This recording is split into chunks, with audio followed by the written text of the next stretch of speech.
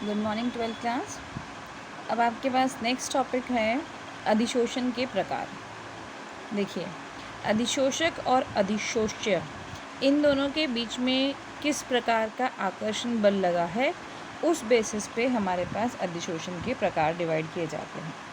तो पहला प्रकार है भौतिक अधिशोषण, या इसको हम वैन डर वाल अधिशोषण भी बोलते हैं। अब आपको मालूम है, क्योंकि वैन डर वाल फोर्सेस वीक फोर्सेस होते हैं, ये अधिक प्रबल बल नहीं होते हैं, तो यदि अधिशोषक की सतह पर अधिशोष्य के कण दुर्बल बलों द्वारा अटैच होंगे तो वो हो जाएगा भौतिक अधिशोषण।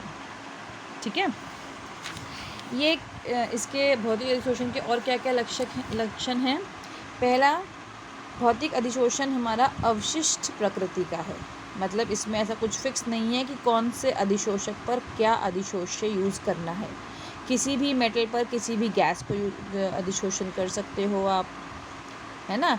तो आपके पास इसकी अधिशोषक और अधिशोष्य की प्रवृत्ति विशिष्ट नहीं होती। नेक्स्ट, अधिशोष्य या गैस की प्रकृति।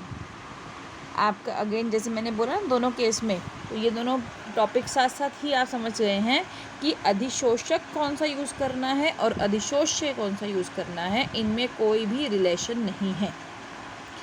भौतिक अधिशोषण में क्योंकि उनके बीच में कोई भी प्रबल बल नहीं बनना है, केवल दुर्बल अट्रैक्शन, वैन डर वाल अट्रैक्शन द्वारा ही होना है, तो इसमें अधिशोषक और अधिशोष्य का पेयर आप इंटरचेंज कर सकते हैं। ठीक है। नेक्स्ट, गैसों की बात करें अगर, तो गैस में एक प्रॉब्लम, मतलब एक पॉइंट ये है कि आपके पास जो गैसें निम्न क्रांतिक ताप वाली हैं उनका अधिशोषण थोड़ा अधिक होता है और उच्च ताप वालियों का थोड़ा ज़्यादा होता है। ठीक है। फिर नेक्स्ट है बेटा आपके पास अधिशोषण की एंथैल्पी। देखिए, पीछे आपने सीखा था कि अधिशोषण एक ऊष्माक्षेपी प्रक्रम है और अधिशोष्य और अधिशोषक के मध्य जो बल हैं वो वैन डर वाल हैं। तो इनकी मान अधिशोषक और अधिशोषण के बीच में जब प्रक्रिया होगी, इनकी एंथैल्पी का मान 20 से 40 किलो जूल के मध्य होता है। तो वो आपका फिजिकल एब्जॉर्प्शन या वैन डर वाल अधिशोषण में चला जाएगा। ठीक है, यदि इसका मान अधिक होगा तो वो इस कैटेगरी का नहीं है। उसके बाद भौतिक अधिशोषण एक उत्क्रमणीय प्रक्रम है। भौतिक अधिशोषण क्योंकि ऊष्माक्षेपी प्रक्रम है तो ला क्षेत्रीय नियम आपको याद होगा, यानी कि अगर आप ताप में वृद्धि करेंगे तो ये प्रक्रिया पश्च दिशा में जाएगी और ताप में कमी करेंगे तो ये प्रक्रिया अग्र दिशा में जाएगी। उसके बाद दाब का प्रभाव। दाब में वृद्धि गैस के भौतिक अधिशोषण में वृद्धि करती है। सक्रियण ऊर्जा। भौतिक अधिशोषण में किसी भी प्रकार की रासायनिक आबंध का निर्माण नहीं होता, अर्थात किसी भी प्रकार की रासायनिक अभिक्रिया संपन्न नहीं होती। तो ये अधिशोषण में, इस वाले कैटेगरी के अधिशोषण में सक्रियण ऊर्जा का मान कम होता है। ठीक है, तो ये आपके पास भौतिक अधिशोषण के लक्षण हो गए। अब नेक्स्ट कैटेगरी आती है आपके पास रासायनिक अधिशोषण। रासायनिक अधिशोषण को हम अवशोषण भी बोलते हैं या सक्रिय अधिशोषण भी बोलते हैं। इस केस में आपके पास अधिशोष्य और अधिशोषक के बीच में रासायनिक बल स्थापित हो जाते हैं, मतलब अधिशोषक की सतह पर अधिशोष्य रासायनिक बलों द्वारा बंधा होता है। ठीक है, तो आपके पास रासायनिक अधिशोषण का एग्जाम्पल कैसे होगा। जैसे आपके पास कुछ भी अधिशोषक लिया, पहले निकिल धातु ले ली, निकिल धातु के ऊपर आप हाइड्रोजन गैस का अधिशोषण कर रहे हो, तो निकिल और हाइड्रोजन के बीच में आपके पास रासायनिक अधिशोषण हो जाता है, क्योंकि इनके बीच में एक रासायनिक आबंध बन जाता है। ठीक है, अब इसके भी अभिलक्षण हमको सीखने हैं। जैसे आपने पीछे सीखा था कि फिजिकल एब्जॉर्प्शन विशिष्ट प्रकृति का नहीं है, लेकिन रासायनिक अधिशोषण विशिष्ट प्रकृति का है। ठीक है, उसके बाद ये अनुत्क्रमणीय प्रकृति है, मतलब इसमें आप अग्र दिशा में ही केवल प्रक्रिया संभव है, पश्च दिशा में संभव नहीं है। अधिशोषण की एंथैल्पी इस केस में आपकी जो एंथैल्पी होती है अधिशोषण की, उसका मान 200 से 400 किलो जूल्स तक होता है। ठीक है, वहाँ पे कितना था, ओनली 20 से 40, यहाँ पे it is around 200 to 400। Gas की प्रकृति, वहाँ पर हमने सीखा था कि क्रांतिक ताप से असर पड़ता है। अगर क्रांतिक ताप कम होगा तो भौतिक अधिशोषण ईजी है। इस केस में क्रांतिक ताप से कोई भी रिलेशन नहीं है, तो क्रांतिक ताप में परिवर्तन का रासायनिक अधिशोषण पर कोई प्रभाव नहीं पड़ता। ये विशिष्ट प्रकृति का है, तो जिस गैस ने अधिशोषण करना है वो करेगी, नहीं तो नहीं। अधिशोषक का पृष्ठीय क्षेत्रफल, आपके पास अगर भौतिक अधिशोषण और रासायनिक अधिशोषण दोनों ही केस में अगर आपने अधिशोषक को बहुत बारीक कर दिया है, उसका सरफेस एरिया बढ़ा दिया है, उसका पृष्ठीय क्षेत्रफल बढ़ा दिया है, तो इसमें अधिशोषक की रेट बढ़ जाएगी। ठीक है, मतलब वो अधिक मात्रा में होगा। सक्रिय ऊर्जा, अधिशोषण जब आपका रासायनिक अधिशोषण है तो उसमें सक्रिय ऊर्जा का मान अधिक चाहिए। ठीक है, ये प्रक्रिया आपकी उच्च ताप पर होती है अधिक मात्रा में, क्योंकि सक्रिय ऊर्जा का मान अधिक होता है।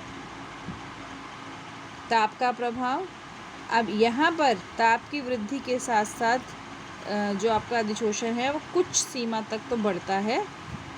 ठीक है, क्योंकि ये वाली प्रक्रिया में सक्रिय ऊर्जा का मान अधिक चाहिए, तो हम कह सकते हैं कि ताप की वृद्धि के साथ प्रारंभ में रासायनिक अधिशोषण की मात्रा कुछ सीमा तक वृद्धि होती है और इसके पश्चात उसमें कमी आ जाती है, क्योंकि जब सक्रिय ऊर्जा का लेवल तक पहुंच गए, अब वो ऊष्माक्षेपी अभिक्रिया अपनी इफेक्ट दिखाएगी। ऊष्माक्षेपी में ला शास्त्रीय नियम कहता है कि आप अभिक्रिया का तापमान बढ़ा दोगे तो उसकी स्पीड कम हो जाएगी, लेकिन जब रासायनिक अधिशोषण हो रहा है तो जब तक सक्रिय ऊर्जा के मान के लेवल तक पहुंचेंगे तब तक तो इसका इफेक्ट रिवर्स है, और जब ये लेवल पहुंच जाता है तो फिर इफेक्ट वही होना शुरू हो जाता है, ऊष्माक्षेपी वाला। ठीक है, तो ये दो प्रकार के अधिशोषण थे तुम्हारे, फिजिकल एड्जॉर्प्शन और केमिकल एड्जॉर्प्शन, भौतिक और रासायनिक। इसमें आपको डिफरेंस भी आ सकता है। नेक्स्ट है अधिशोषण की मात्रा को प्रभावित करने वाले कारक। देखिए, पहला कारक है ठोस अधिशोषक की प्रकृति। आपके पास जो अधिशोषक है, अगर उसके पृष्ठ पर अवशिष्ट बल अधिक होंगे तो अधिशोषण की मात्रा अधिक होगी। ठीक है, जैसे कि आप बिल्कुल बारीक पाउडर के फॉर्म में ले लेंगे किसी भी अधिशोषक को तो अधिशोषण अधिक होगा, अगर आप बड़े बड़े पीसेस में लेंगे तो अधिशोषण कम होगा। अगला है अधिशोषक का पृष्ठ क्षेत्रफल, ये तो उसी में डिस्कस कर दिया मैंने आपको ऑलरेडी। नेक्स्ट है गैसों की प्रकृति। गैसों की प्रकृति में आपकी कुछ गैसें जैसे sulphur dioxide, ammonia, HCl, carbon dioxide, ये जो गैसें हैं ये आपके पास जल्दी से द्रवित हो जाती हैं, और जो ये गैसें हैं आपके पास हाइड्रोजन, नाइट्रोजन, ऑक्सीजन, ये द्रवित नहीं होती। तो जो द्रवित होने वाली गैसें हैं वो आपके पास अधिशोषण अधिक मात्रा में दिखाती हैं। ठीक है, जो द्रवित होने वाली गैसें हैं उनका अधिशोषण अधिक होगा, और जो नहीं हो सकती हैं उनका अधिशोषण कम होगा।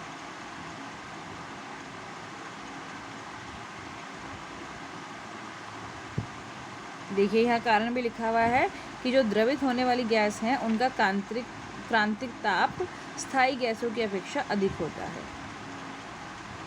ठीक है, और क्रांतिक ताप उच्च होने के कारण इनका अधिशोषण भी अधिक हो जाता है।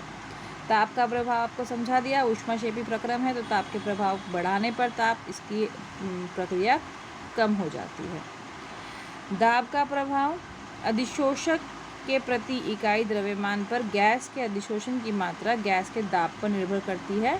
तो इसको हम इस तरह से ग्राफिकली रिप्रेजेंट कर सकते हैं कि आप अगर दाब बढ़ाते हैं तो अधिशोषण का मान बढ़ता जाता है तापमान कांस्टेंट रखने पर। ध्यान रखिएगा, ये तापमान कांस्टेंट रखा है तभी आपने अधिशोषण समतापी बनाया है। तो इसमें x/n तो ये हो गया अधिशोषण की मात्रा, और इधर P हो गया आपका दाब। तो किसी भी गैस का दाब बढ़ाने के साथ साथ अधिशोषण की मात्रा बढ़ती जाती है। ठीक है,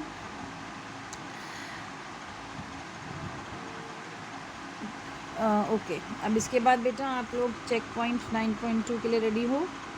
अगेन आप इसका स्क्रीनशॉट ले लो और इसको सॉल्व करो। कुछ भी क्वेरीज होंगी तो आप मुझसे डिस्कस करेंगे। Thank you.